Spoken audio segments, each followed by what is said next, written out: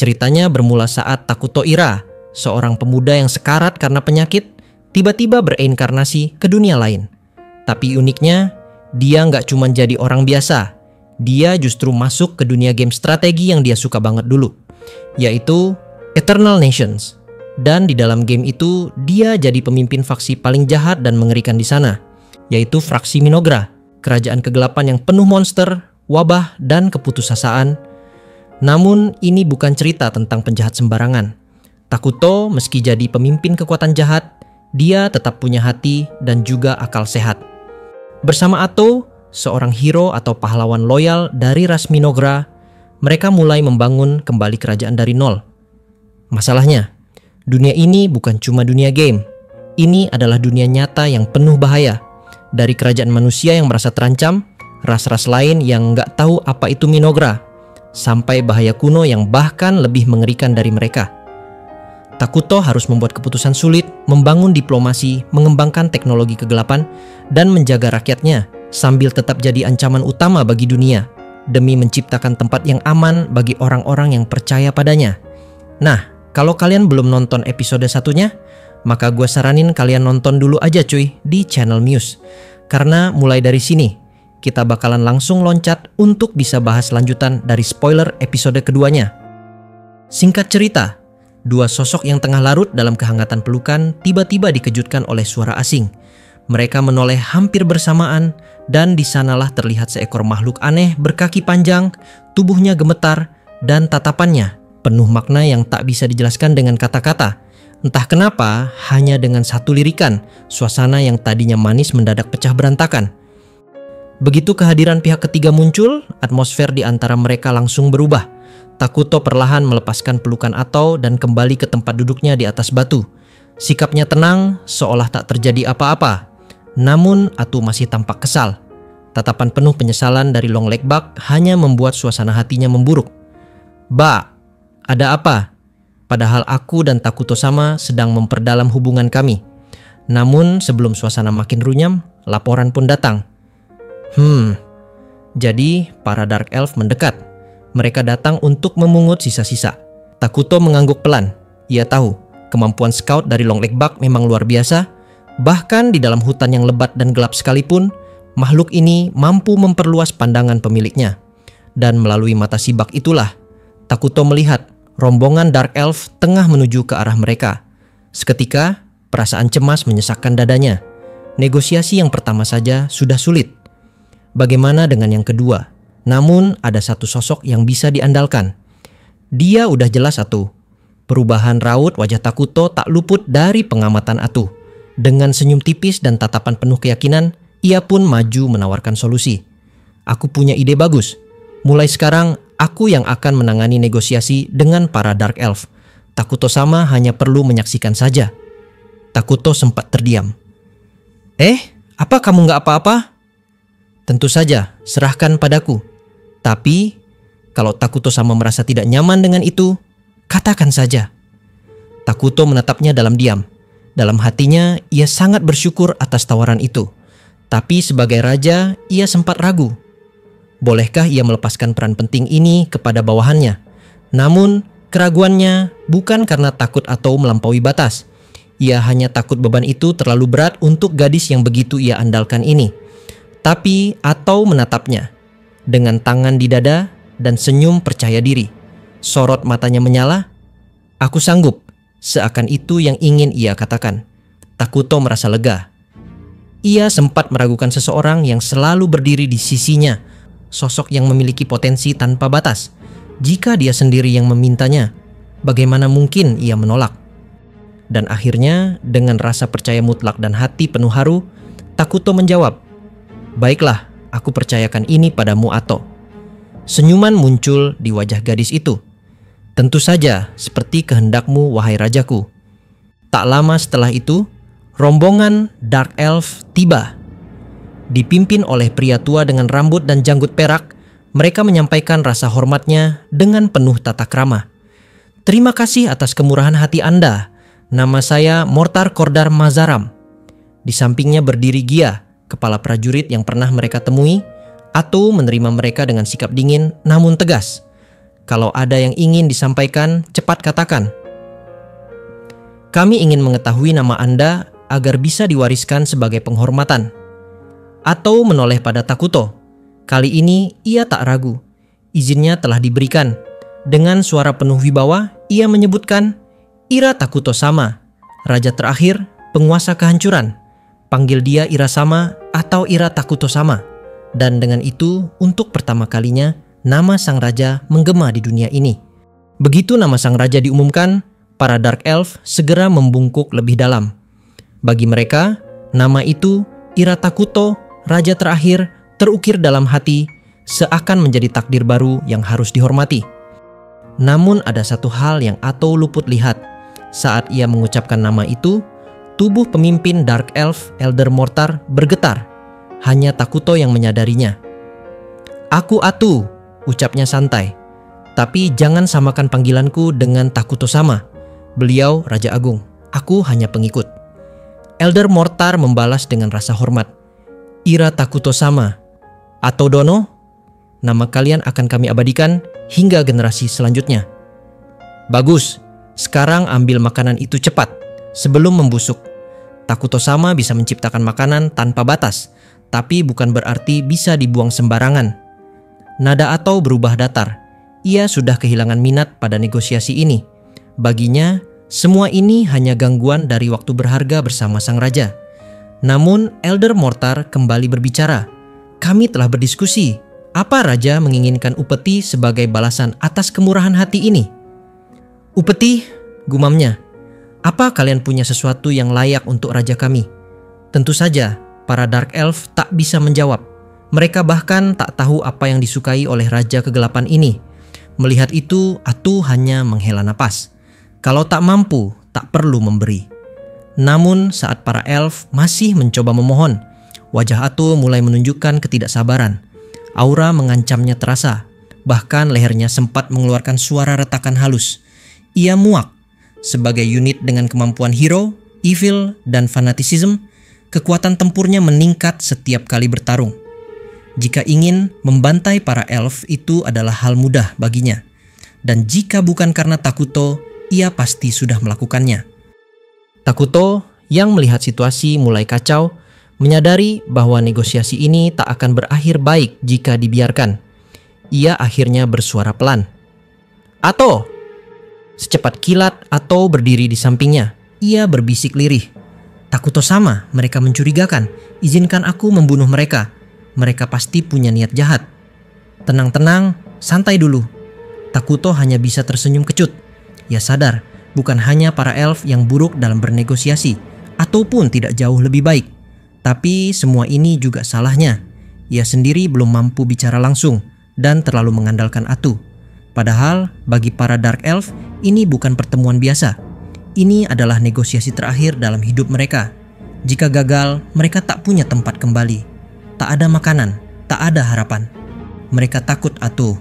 Kita adalah bangsa jahat di mata mereka. Itu wajar. Oh, begitu ya. Setelah mendapat pencerahan dari sang raja, Atou pun berbalik menatap para elf dengan sikap yang lebih lunak, meski tetap penuh tekanan. Kalian ini memang merepotkan. Tapi dengar, Raja, kami tidak akan menghukum pemikiran pendek kalian. Sebagai gantinya, berikan saja informasi. Ceritakan tentang dunia luar. Elder Mortar langsung mengangguk penuh syukur. Segala yang aku tahu akan kuberikan kepada Ira Takuto Sama. Negosiasi pun hampir selesai. Namun satu hal menarik perhatian Takuto. Elder Mortar tampak gelisah saat hendak pergi. Takuto cepat mengambil kesimpulan. Mungkin sebenarnya mereka ingin tinggal di hutan ini. Bagi ras netral seperti Dark Elf, tinggal di sini bisa berarti kematian perlahan. Namun menolak mereka mentah-mentah juga terasa kejam. Takuto merasa terjebak di antara logika dan rasa kemanusiaannya. Pertemuan pun hampir berakhir. Tapi sebelum mereka bubar, suara Takuto menggema, "Hei kalian!" Semua menoleh. "Jadilah rakyatku." Kata-kata itu muncul begitu saja, spontan, tapi terdengar seperti perintah dari seorang raja sejati. Namun, yang didapat hanya kebingungan. Mulut para Dark Elf menganga. bahkan atau menatapnya lekat-lekat, seperti tak percaya apa yang baru saja ia dengar. Dan di saat itu juga, Takuto akhirnya baru sadar bahwa dia baru saja membuat kesalahan komunikasi terbesar dalam hidupnya. Seketika, suasana menjadi hening. Semua makhluk di hadapan Takuto, para Dark Elf, bahkan Ato sendiri, membeku. Tak mengerti apa sebenarnya maksud dari ucapan sang raja. Takuto yang tak menyangka reaksi itu akan muncul, mulai menyesali kata-katanya sendiri. Sebagai seseorang dengan kesulitan berkomunikasi, ia tahu perasaan ini terlalu akrab. Ucapan yang terlanjur meluncur, lalu disesali dalam diam. Takuto hanya diam. Dalam hatinya, ia ingin tenggelam ke tanah, atau lebih baik menekan tombol reset seperti di dalam game. Tapi kali ini, tidak ada fitur seperti itu. Dunia ini nyata, atau melirik ke arah rombongan Dark Elf yang menatap penuh harap sekaligus bingung. Wait, kami akan menanyakan langsung pada Raja. Jangan membuat asumsi sendiri. Ia buru-buru menenangkan para elf, lalu kembali menghadap Takuto. Wajahnya campur aduk antara khawatir dan panik. Apa maksudnya tadi? Takuto sama. Aku cuma berpikir, bagaimana kalau mereka jadi warga kita? Tapi jangan bilang dulu ke mereka. Maaf, aku ganggu negosiasimu. Tidak apa-apa, tapi atribut mereka netral. Takuto mengangguk lalu menyandarkan dagunya di tangan. Walau tadi gugup, kini ia mulai berpikir jernih.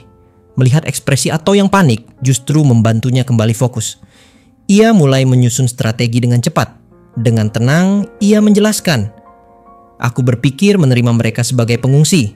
Dari sisi sistem, itu mungkin dilakukan. Atau mengangguk pelan. Mungkin bisa, tapi akan muncul masalah dengan ras utama Minogra, yaitu Homunculus. Dalam Eternal Nations, berbagai ras mengisi dunia. Manusia, elf, dwarf, iblis, dan lainnya. Masing-masing punya karakteristik dan orientasi yang unik. Dan interaksi antar ras itu adalah salah satu elemen kompleks yang membuat game ini hidup. Namun, di dalam Minogra, ada satu ras yang dikenal paling aneh dan mengerikan, Homunculus. Ras ini bukan hanya berbeda secara biologis, tapi juga secara moral dan budaya. Mereka lahir dari kegelapan dan membawa kekacauan sebagai sifat alami. Bahkan Ato dengan segala keberaniannya terlihat gentar saat nama itu disebut. Takuto menatapnya lembut, mencoba menuntunnya.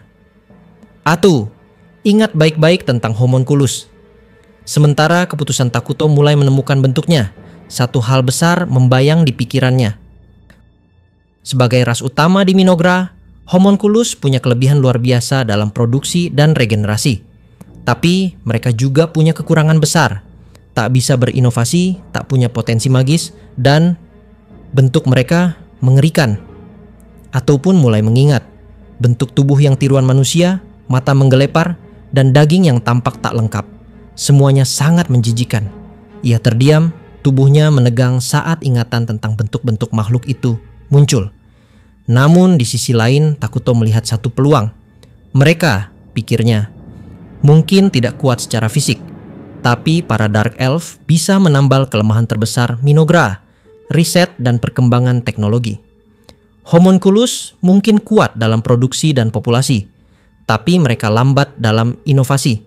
Takuto menyadari, jika para Dark Elf yang cerdas dan penuh siasat ini diterima sebagai warga, maka keterbatasan itu bisa diatasi. Dari sudut pandang strategis, ini bukan sekadar keputusan moral, ini langkah logis untuk membangun fondasi bangsa. Meski Ato sempat kaget dan bingung, kini ia bisa memahami arah pemikiran rajanya. Mereka berdiskusi dengan sunyi, membangun kesepakatan melalui hati. Jika itu keputusanmu, maka kekhawatiranku hilang. Apakah aku boleh menyampaikan perintah ini pada mereka? Sebuah senyum kecil muncul di wajah Takuto. Ia tak pandai bicara, tapi senyumnya cukup untuk menjawab. Ato pun berbalik. Para Dark Elf masih menunggu dengan cemas. Tak mengerti apa maksud kata-kata raja mereka sebelumnya. Dengan langkah tenang namun penuh wibawa, Ato menyampaikan, perkataan raja telah aku terima sepenuhnya. Elder Mortar membungkuk dalam. Mohon jelaskan pada kami yang bodoh ini. Bimbing kami untuk memahami maksudnya. Atau menatap mereka. Raja berencana membangun sebuah negeri. Dan jika kalian bersedia, kalian akan diterima sebagai warganya. di bawah perlindungan, kekuatan, dan kasih-Nya. Elder Mortar pun bersuara pelan, penuh getar. Jika kami jadi warga, apa yang akan terjadi pada kami? Atau menatapnya, lalu menjawab dengan jujur, dengan gaya khas Minogra. Aku ingin mengatakan bahwa kebahagiaan abadi akan kalian dapatkan. Ia berhenti sejenak, lalu menyambung dengan suara dingin. Tapi yang sebenarnya, kalian akan menjadi jahat. Kata-kata itu sederhana, tapi mengguncang jiwa mereka. Tidak ada keraguan dalam maknanya. Tak ada permainan kata. Jika mereka menerima tawaran ini, mereka akan meninggalkan status netral mereka dan menjadi bagian dari bangsa jahat. Para Dark Elf terdiam, nafas mereka tercekat. Tapi mereka tahu, ini bukan kutukan. Ini adalah jalan keluar dari kematian perlahan. Dan keputusan itu akan mengubah nasib seluruh ras mereka selamanya. Keputusan telah dibuat. Setelah perdebatan panjang dan keraguan yang menggantung selama 2 hari, para Dark Elf akhirnya memilih takdir mereka, menjadi warga dari negara kegelapan, Minogra. Bukan karena mereka menginginkan kehancuran, tapi karena mereka tak punya pilihan lain. Dibanding menunggu mati dalam kelaparan dan pengasingan, lebih baik hidup, meski dalam pelukan kekuatan jahat. Namun, lebih dari semua itu, mereka takkan melupakan belas kasih Raja, yang pertama kali memberi mereka makanan dan harapan. Hari upacara telah tiba. Tak seperti biasanya, Iratakuto memilih untuk datang langsung ke pemukiman mereka, karena membawa 500 orang ke markas pusat terlalu merepotkan. Hening menyelimuti hutan. Kecemasan, harapan, dan ketakutan bercampur jadi satu. Dan saat 2 sosok muncul dari balik pepohonan, kegelapan yang nyata menjelma. Bahkan mereka yang telah memperingatkan agar tidak menatap raja pun tak mampu menahan rasa penasaran. Namun apa yang mereka lihat bukan sosok manusia biasa, melainkan bentuk kegelapan itu sendiri. Distorsi, kehancuran, aura yang mencabik ketenangan jiwa, yang lemah jatuh pingsan, yang muda menangis diam-diam, yang tua hanya bisa gemetar. Namun mereka semua sadar, inilah raja mereka. Inilah takdir yang mereka pilih. Atau berdiri di sisi tahta Takuto, berbicara dengan tegas. Di sini kami menyambut kelompok Dark Elf sebagai warga dari negara Minogra. Raja kami, Iratakuto Sama, telah memberikan persetujuan. Semua kebahagiaan dan kesejahteraan akan dijanjikan atas nama beliau. Ucapan itu membawa tekanan, seolah kekuatan tak terlihat menembus jiwa mereka. Tapi sekaligus membawa rasa lega. Udara yang sebelumnya tegang perlahan mereda. Sebagian bahkan tak percaya mereka masih hidup. Namun sesuatu yang lebih dalam mulai muncul. Sesuatu bergejolak dalam dada para Dark Elf.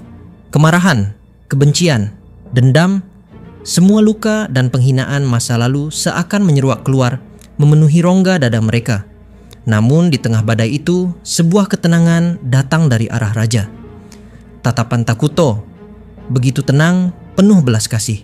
Dan saat ia bertanya, apakah kalian baik-baik saja? Segala emosi itu luruh dalam sekejap. Mereka sadar, raja mereka peduli.